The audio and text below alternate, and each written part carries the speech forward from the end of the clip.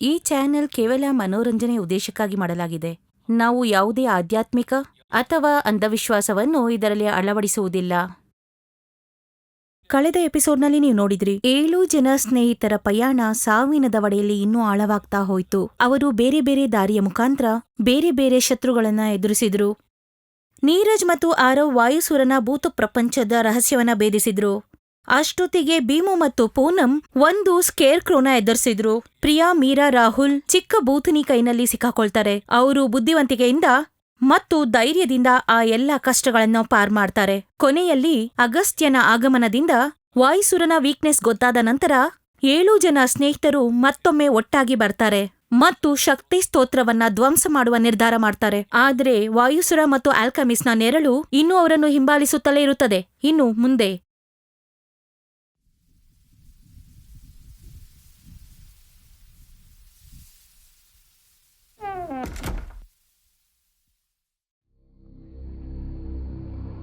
ಬೇಗ ಮಾಡಬೇಕು.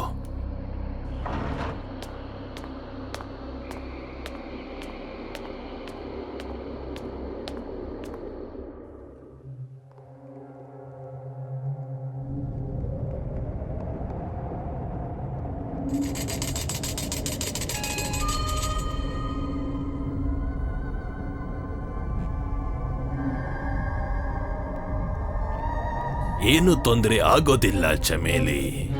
ಈ 7 ಜನಗಳ ಬಲಿ ಆಗೇ ಆಗತ್ತೆ. ಇದು 707 ವರ್ಷಗಳ ಮುಂಚೆನೆ ಆಗಿದ್ದಿದ್ರೆ, ಆದ್ರೆ ಮತ್ತೆ ಆಗೋದಿಲ್ಲ. ಚಯನ್ನ ನನ್ನ ಗುಲಾಮ. ನನ್ನ ದೊರೆ, ನನ್ನ ಅರಸ, ಎಷ್ಟೋ ವರ್ಷಗಳ ನಂತರ ನೀವು ನನ್ನನ್ನ ಕರೆದ್ರಿ.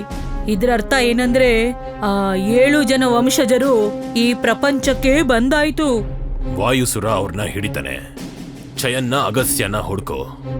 ಅವನು 707 ವರ್ಷಗಳಿಂದ 7 ಜಾಗಗಳಲ್ಲಿ ಆತ್ಮ ಆಗಿ ಸುತ್ತಾಡ್ತಾ ಇದ್ದಾನೆ. ಅವನ ಬಳಿ ಭಸ್ಮ ರಾಗ ಕೂಡ ಇದೆ. ಅವನ್ನ ಹುಡ್ಕೋ, ನನ್ನ ಬಳಿಗೆ ಕರ್ಕೊಂಡು ಬಾ. ನೀವ್ ಹೇಳ್ದಾಗೆ ಆಗ್ಲಿ ದೊರೆ. ಅಲ್ಲಿದೆ ನೋಡಿ ರೂಬಿಕ್ ಕ್ಯೂಬ್. ಇಲ್ಲಿಂದನೇ ಈ ಜಾಗಕ್ಕೆ ಶಕ್ತಿ ಬರ್ತಾ ಇರೋದು. ಈಗ ಇದನ್ನ ನಾವು ನಷ್ಟ ಮಾಡಿದ್ರೆ ಈ ಜಾಗನ ನಷ್ಟ ಆಗುತ್ತೆ, ಮತ್ತೆ ನಾವು ಹೊರಗಡೆ ಹೋಗ್ಬೋದು. ನಾವು ಇದನ್ನ ನಷ್ಟ ಮಾಡಲೇಬೇಕು.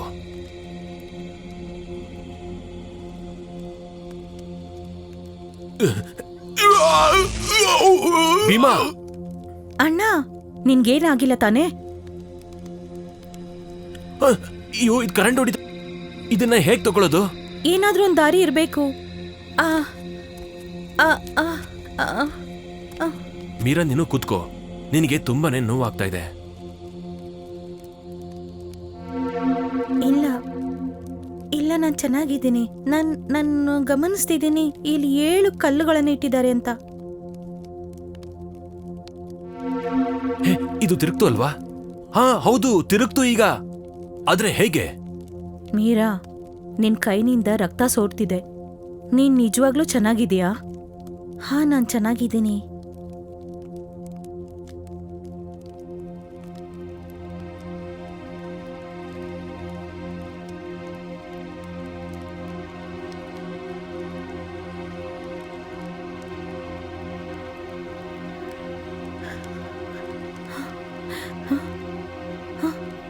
ಗೆಳೆಯರೇ, ಏನ್ ಚೋಟಿ?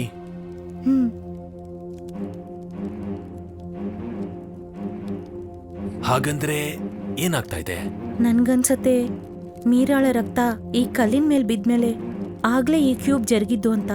ಹಾಗಾದ್ರೆ ನಾವು ಈ ಜಾಗದಲ್ಲಿ ರಕ್ತನ ಸುರಿಸ್ಬೇಕಾ? ಬೇಡ ಬೇಡ, ನನ್ಗೆ ಫಿಸಿಕಲ್ ಆರ್ಮ್ ಅಂದ್ರೆ ತುಂಬಾ ಭಯ ಆಗತ್ತೆ. ಡೋಂಟ್ ವರಿ, ಆದ್ರೆ ಇದು ಮನುಷ್ಯನ ರಕ್ತದಲ್ಲೇ ಸರಿ ಹೋಗುತ್ತೆ ಅಂತ ಅನಿಸ್ತಾ ಇದೆ. ನನ್ಗಾಗನ್ನಿಸ್ತಿಲ್ಲ. ನಾವ್ 7 ಜನ ಮತ್ತಿಲ್ಲಿ 7 ಕಲ್ಲುಗಳಿವೆ. ನನ್ನ ರಕ್ತನ ಬೇರೆ ಕಲ್ಲಿನ ಮೇಲೆ ಹಾಕಿ ನೋಡ್ತೀನಿ.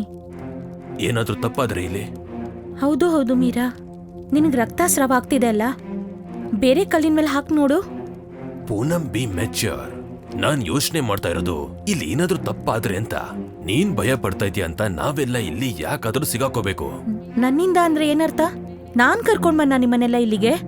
ಶಾಂತವಾಗಿ ಸಾಕು. ನಾವಿಲ್ಲಿಗೆ ಬರ್ಬೇಕು ಅಂತ ಅನ್ಕೊಂಡಿದ್ವಾ? ಇಲ್ಲಿ ಯಾರು ಬರ್ಬೇಕು ಅಂತ ಅನ್ಕೊಂಡಿರ್ಲಿಲ್ಲ. ಮತ್ತೆ ನಾನ್ ಹೇಳಿದ್ನ ನಿನ್ಗಿಲ್ಲಿ ಬರೋದಿಕ್ಕೆ? ಯಾರು ಇಲ್ಲಿ ಯಾರನ್ನು ಫೋರ್ಸ್ ಮಾಡ್ಲಿಲ್ಲ. ಅರ್ಥ ಆಯ್ತಾ? ಎಲ್ರೂ ಸ್ವಇಚ್ಛೆಯಿಂದನೇ ಬಂದಿರೋದು. ಸ್ವಇಚ್ಛೆಯಿಂದ ಬಂದಿದ್ರು ನಮಗೆ ಹೇಗೆ ಗೊತ್ತಾಗ್ಬೇಕು ಇದೆಲ್ಲ ಇಲ್ಲ ಆಗುತ್ತೆ ಅಂತ?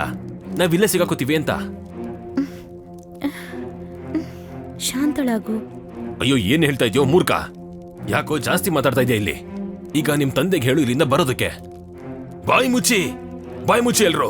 ನಾವ್ ಇಂತರ ಜಾಗದಿಂದ ಹೊರಗಡೆ ಹೋಗೋದಕ್ಕೆ ಆಗಲ್ವಾ? ನನ್ನ ಕ್ಷಮಿಸಿ ಫ್ರೆಂಡ್ಸ್, ನನ್ನಿಂದನೇ ನೀವು ಈ ತರ ಎಲ್ಲ ಅನುಭವಿಸ್ತಾ ಇದ್ದೀರಾ ಇವತ್ತು. ನೀವೆಲ್ರೂ ದಯವಿಟ್ಟು ನನ್ನ ಕ್ಷಮಿಸ್ಬೇಕು. ನಾನು ತುಂಬಾನೇ ಬೇಡ್ಕೋತೀನಿ, ನೀವೆಲ್ರೂ ಹುಷಾರಾಗಿ ಇಲ್ಲಿಂದ ಹೊರಗಡೆ ಹೋಗ್ಬೇಕು ಅಂತ. ಮೀರಾ, ರಕ್ತನ ಇನ್ನೊಂದ್ ಕಲ್ ಮೇಲೆ ಹಾಕ್ ನೋಡು. ಎಲ್ಲ ರೆಡಿಯಾಗಿರಿ, ಏನಾದ್ರೂ ಹೆಚ್ಚು ಕಮ್ಮಿ ಆಗ್ಬಹುದು.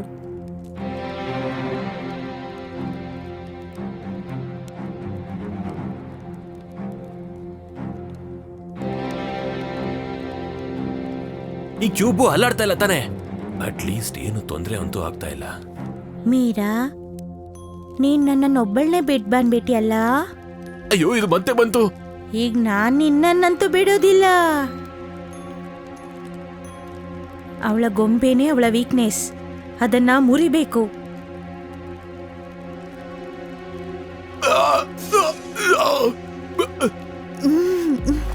ಅಣ್ಣ, ನಿಮ್ಗೇನು ಆಗಿಲ್ಲ ತಾನೆ? ಹಾ ಚೋಟಿ, ನಾನ್ ಚೆನ್ನಾಗಿದ್ದೀನಿ.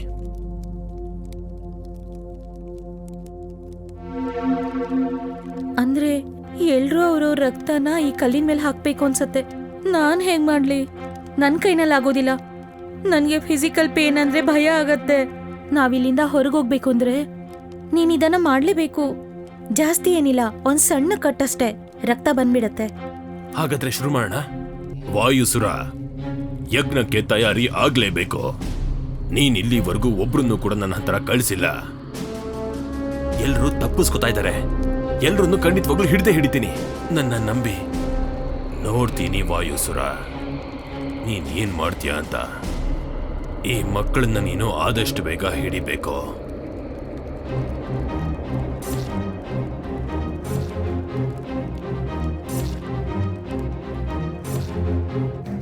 ಪೂನಂ, ನಿನ್ ಕೈಲಿ ಆಗುತ್ತೆ.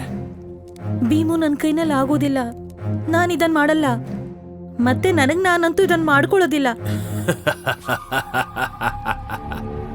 ಸರಿಯಾಗಿ ಹೇಳ್ದೆ ನೀನು ಪೂನಂ. ನಿನ್ ಕೈಲಿ ಮಾಡೋದಕ್ಕಾಗೋದಿಲ್ಲ, ಮತ್ತೆ ಮಾಡಿದ್ರು ಏನೂ ಆಗೋದಿಲ್ಲ. ಇಲ್ಲಿಂದ ಹೊರಗಡೆ ಹೋಗ್ಬೇಕು, ಇಲ್ಲಾಂದ್ರೆ ಸಾಯ್ಬೇಕು. ಪೂನಂ, ಇದ್ರ ಮಾತನ್ನ ಕೇಳ್ಬೇಡ. ಇದು ನಿನ್ನ ಬರೀ ಎದುರಿಸ್ತಾ ಇದೆ ಅಷ್ಟೇ. ಈಗೇನ್ ಮಾಡ್ತ್ಯಾ ವಾಯುಸುರ? ಒಂದು ಹನಿ ರಕ್ತ, ನಿನ್ನ ಜೀವನ ಮುಗ್ದೋಗುತ್ತೆ. ಹಾಗೇನಾದ್ರೂ ಆದ್ರೆ ನಾನ್ ನಿನ್ನ ಮುಗಿಸ್ಬಿಡ್ತೀನಿ. ಪೂನಂ, ಬೇಗ ಮಾಡು. ಇನ್ನ ಒಂದು ರೊಟೇಷನ್ ಮಾತ್ರ ಬಾಕಿ ಇರೋದು, ಆಗ ಕ್ಯೂಬು ಸಾಲ್ವ್ ಆಗುತ್ತೆ. ಕೊಡು ಆ ಚಾಕುನ, ನನಗೆ ಕೊಟ್ಬಿಡು ಪೂನಂ. ಮತ್ತೆ ನಾನು ಸತ್ಯ ಹೇಳ್ತಾ ಇದ್ದೀನಿ, ನಿನಗೆ ಆ ಸಂಪತ್ತು ಖಂಡಿತ ಎಲ್ಲ ಸಿಗುತ್ತೆ. ನಿನ್ಗೆ ಯಾವ್ದು ಬೇಕು ಎಲ್ಲ. ನೀನು ನನ್ನ ಜೊತೆ ಬರ್ಬೇಕು ಅಷ್ಟೇ. ನನ್ಗಿದೆಲ್ಲ ಯಾವುದು ಬೇಕಾಗಿಲ್ಲ. ಇಲ್ಲ.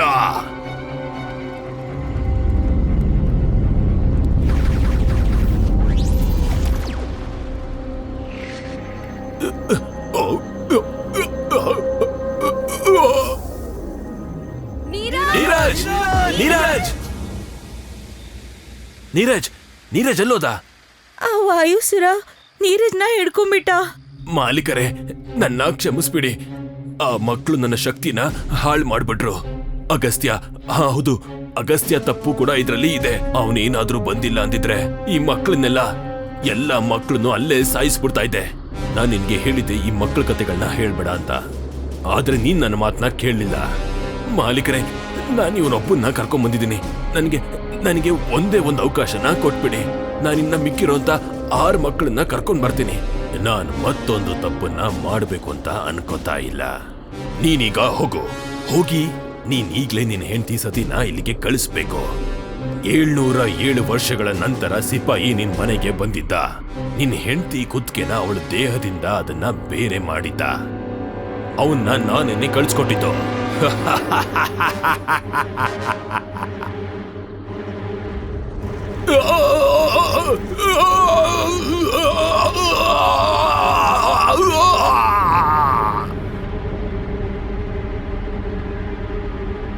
ತಪ್ಪು ಮಾಡಿದ್ದಕ್ಕೆ ಶಿಕ್ಷೆ ಹೀಗೆ ಇರುತ್ತೆ.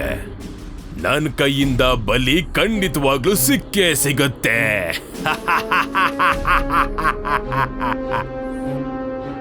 ಚಯನ್ನ,